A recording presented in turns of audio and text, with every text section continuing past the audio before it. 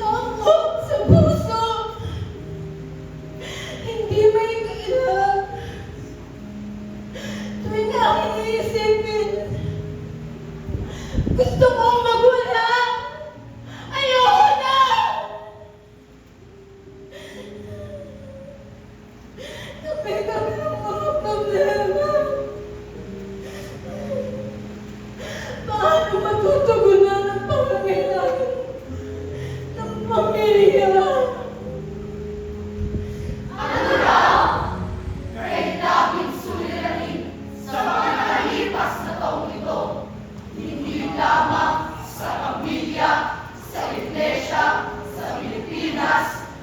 ilalim sa buong mundo. Kaya, paano ka magbuhay kung limitado ang trabaho? Trabaho pa man. Wala nang trabaho ang ama ko. Natanggal dahil sa pagkaingit ng tao. Kinapasahan dahil hindi totoo. Ngayon, wala nang sweldo. Walang pambili ng pagkain. Utong at paghihirap ang nararanasan. Pamilya namin. Tagal nyo ba? Sa kasakit ng aming ina. Pabili ng gamot? Wala kaming makuha. Sino tutulong? Lahat nagsawa na. Maging ang pag-aaral ay paano? Wala mang pagkain o pambili ng pangangailangan.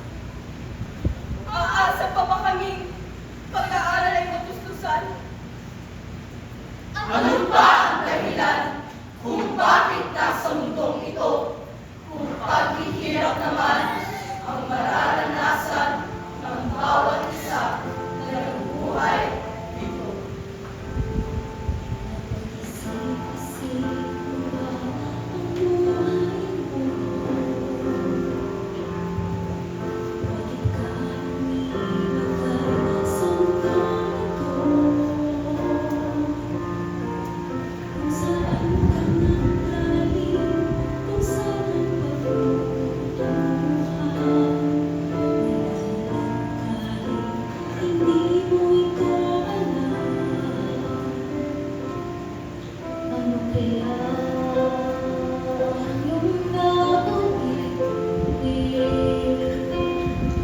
Pagpapatuloy ko ba yung mga gawain?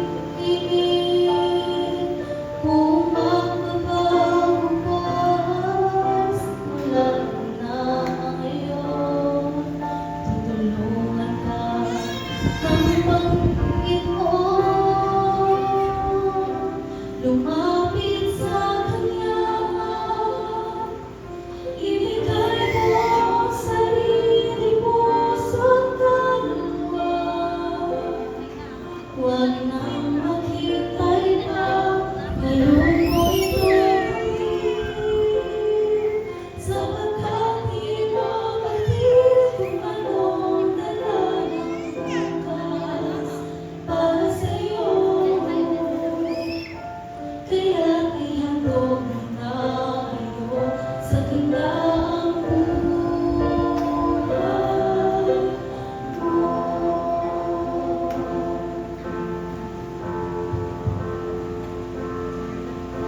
May natatay pansamantala,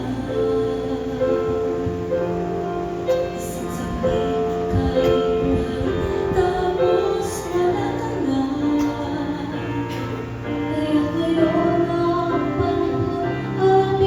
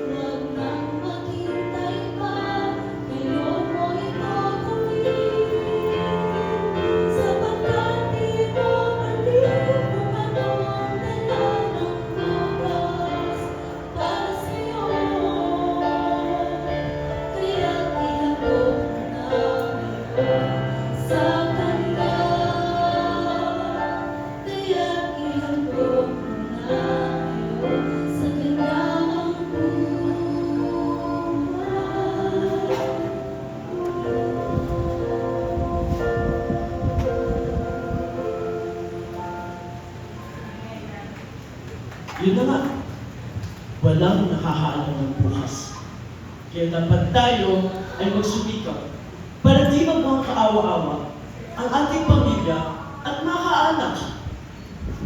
Sobrang gulo na ng mundo at kahit pa sa bayan na ito, Duterte, Marcos at kung sino-sino kaalyado para lang pinaglalaroan ang kapalaran ng mahihirap na tao. Pati mga Pilipino sa dulo ng bansang ito ay apektado. Kanya-kanya pagkakakipan na kanilang mga kasalanan. Di nila naisip mga mamamayan ng Pilipinas ang nahihirapan. Mga trabaho, pabrika, at iba't ibang industriya ay nalulugi. Nagsasara, tuluyan na nga bang ang ekonomiya ay babagsak na?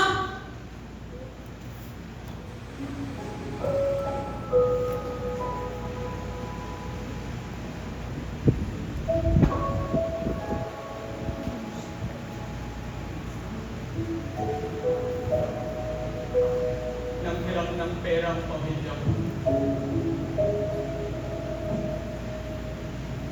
Para lamang makapagpatayo ng pagkakakita ang inaasam. Pantawid daw sa aming kinabukasan. Sa pasimula, ay kumita naman ang ilang buwan. Kaya lang, wala pang return of investment. COVID ay dumating na. Pandemic na nagpala. Binuhat ang dami kayo na wala. Pero ang utang sa bangko ay lumala.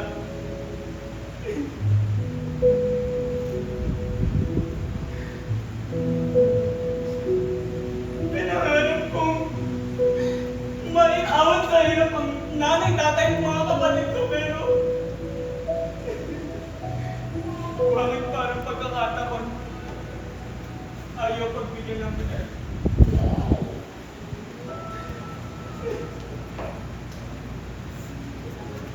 Masama ba ito?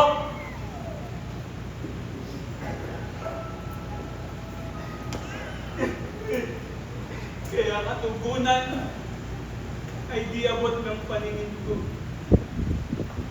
Sa ka ngayon, sa iyong ama ay nakasampa. Tulungan, magiging tahanan niya. Sa paglalasang, pangangailangan ay maibigay sa pamilya. Tigilan niyo ako! Ang ano na ang gagawin?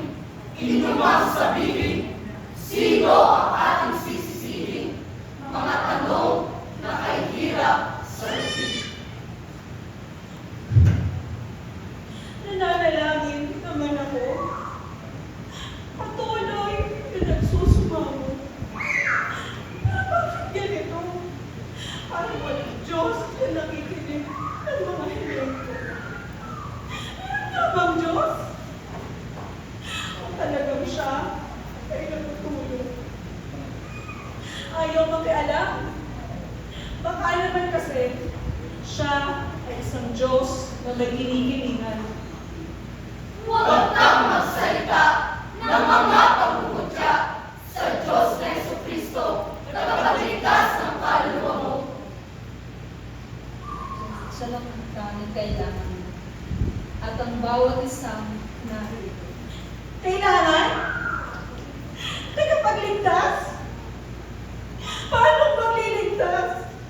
Dahil ang buhay mong ito ay puno-puno ng hirap at gulo. Hindi ko makaya lahat ng pagturusan mo. Tapos sasabihin mo siya ang kailangan mo at lahat ng bawat isa na naririto.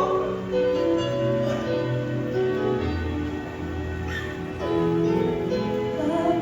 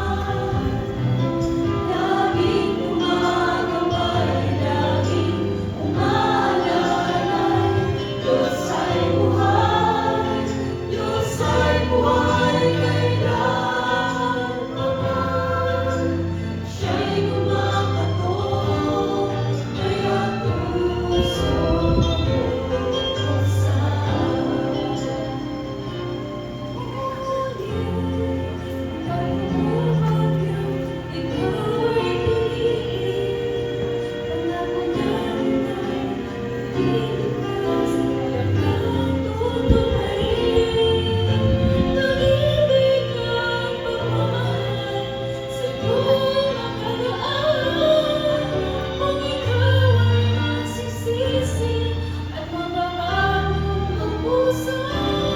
Ngunit sa ng puso ay parang bato, di marunong umawa, laging kulong-kulong. Kaibigan, puso mo'y buksan, pati na ang isipan, at tanggapin mo siya, pagparinig sa iyong buhay. Diyos ay buhay, Diyos ay buhay, kailanman. Laging gumagabay, laging umaalalay. Diyos ay buhay, Diyos ay buhay, kailanman. Siya'y gumagaton, kaya't puso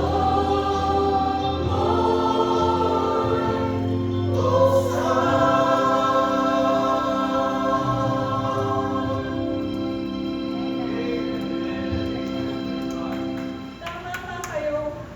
Ang Diyos na buhay ay totoo.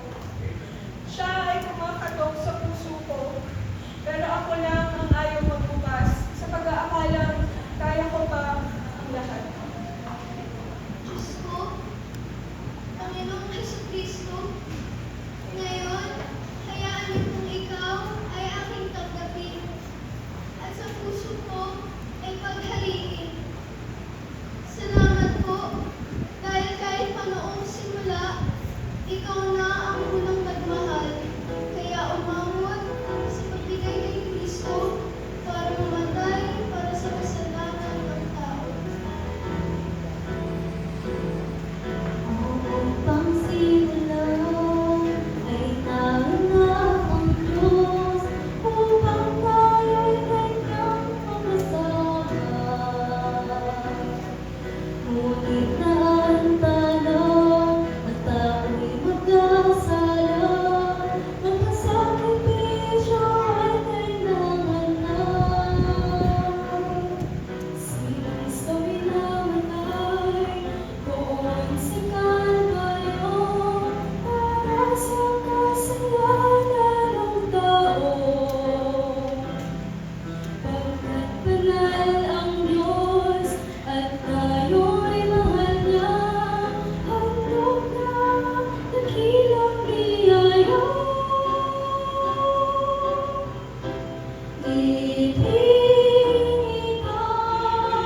Kristo ang sarili niya, siya'y namatay upang tayo ay mabuhay.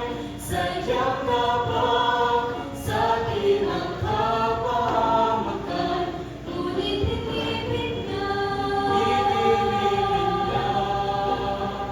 tayong tunay.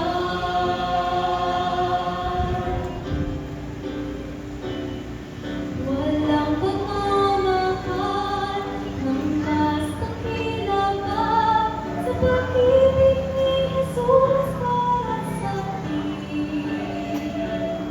Kung tayo'y kaaway niya, sa hindi tinanggalin, ang habag niya upang tayo'y lumapit. Ibinigan ni Kristo ang sarili niya, siya'y namatay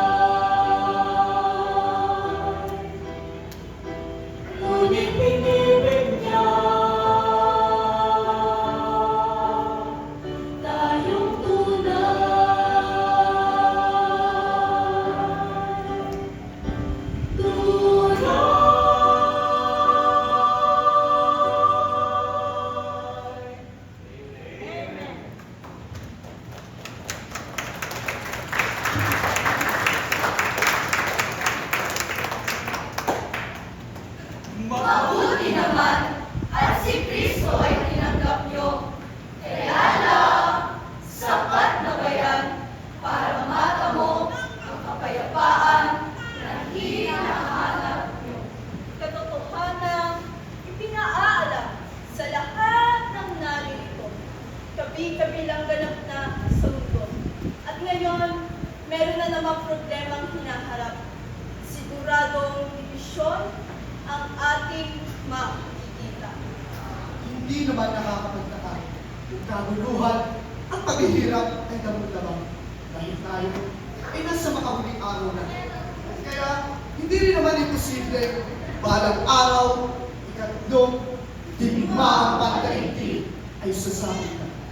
Dahil lahat naman ng mga ito sa Biblia ay nakasulat.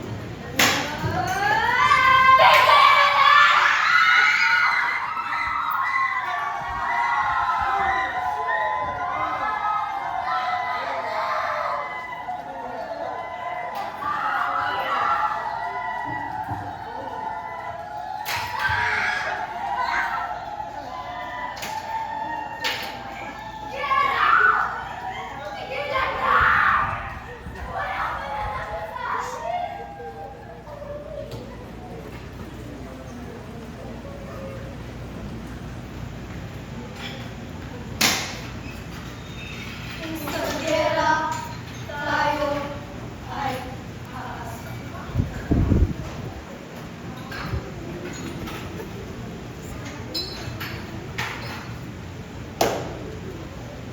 Matigil man ang gera, pero wala nang nakakalungkot pa. Kapag na lamang ang mismong mga nagsasabing Kristiyano ay sila pa ang unang nagdududa sa kapangyarihan ng Kristong Mesaya. Kaya ang bawat mananampalataya ay tama lang paalalahanan sa panahong ating nakakalimutan.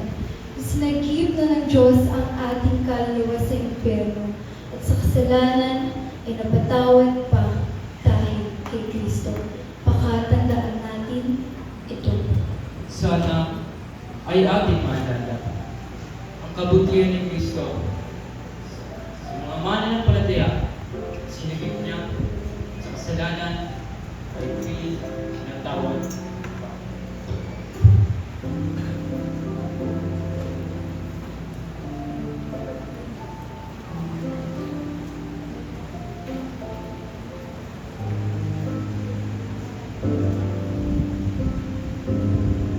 Hindi ko nawa ang Diyos na banal, nagpakababa sa kalagayan ko, binigyang halaga sa bawat sandali, sinagip niya akong may sala. Kung aking iisipin, pagkabalik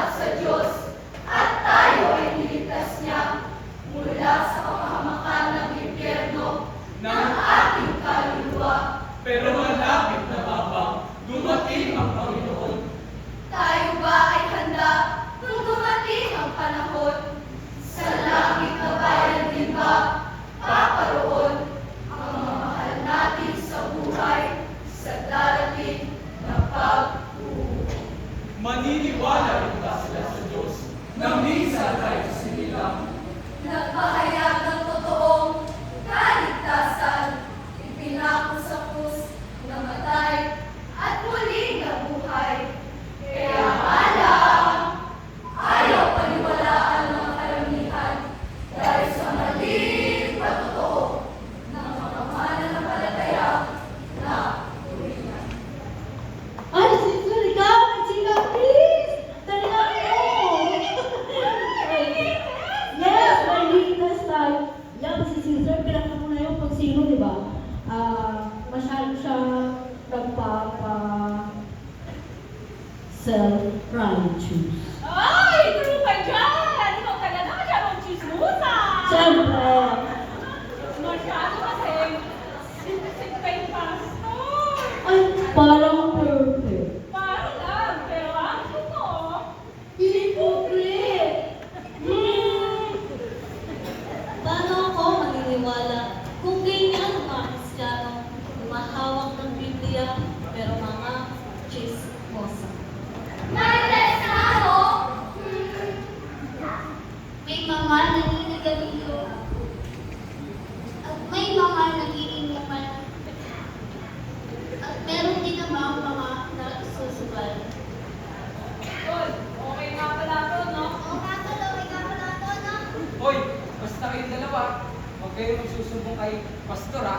Siyempre, hindi na tayo. Oo, promise tayo. Tatay muna! Isang set na nga, baka mamaya ko din. Ano ka ba? Kailangan natin sa katawan natin. Kondisyon pa?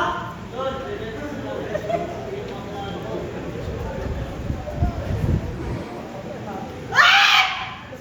Wow!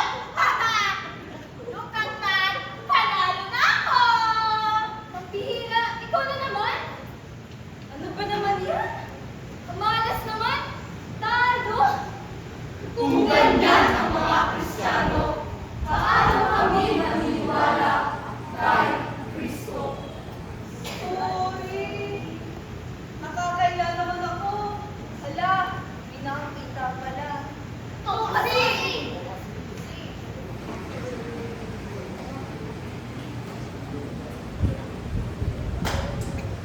Pero may masigit na nakakahiya pa kapag ang puso ng nagsasabing Kristiyano ay puno ng galit, pagdadait, at pait.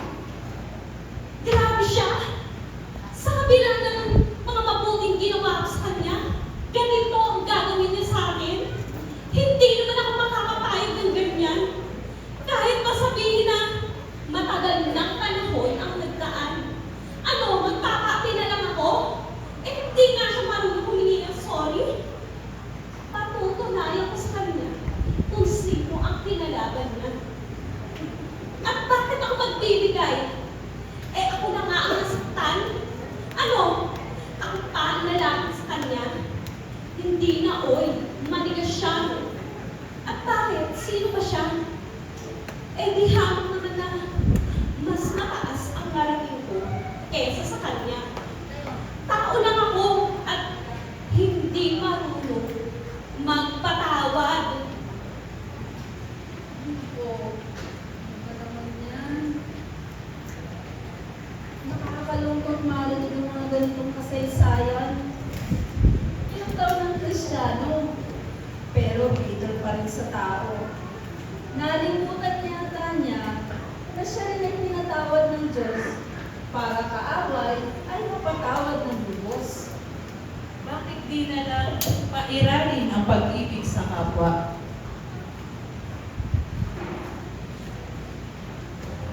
Bakit di na lang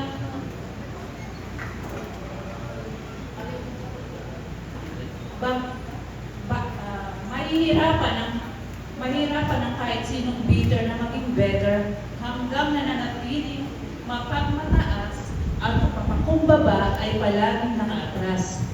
Kaya sa dulo, pangalan pa rin ni Kristo nakakaladkad sa maling patotoo. Bakit di na lang bakit di na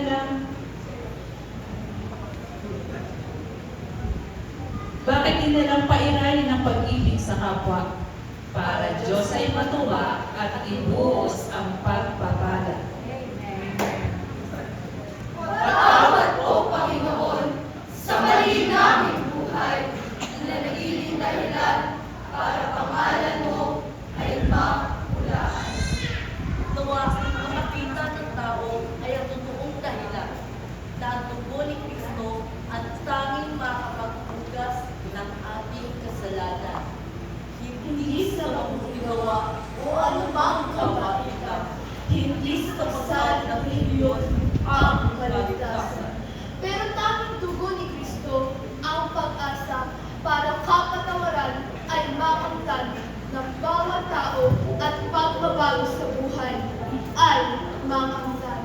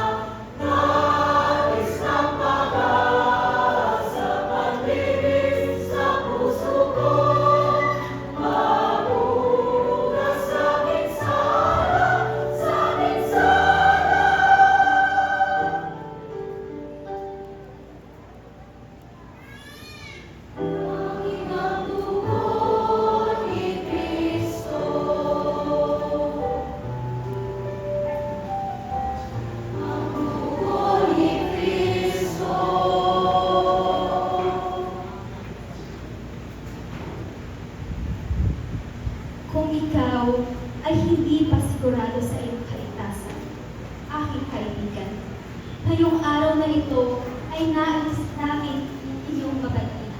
Ang buhay na binigay ni Kristo sa krus, ano sa iyo ito ay hatid. Ito ay ang buhay na walang hanggan. Tayo'y kanyang iniibig. Tayo pa ba ay mapapahanap kung sa langit naman ang ating dadhanan? Ang ating Diyos ay ating makakasama. Walang katumbas na kapayapaan ang ating natatanasan. Ang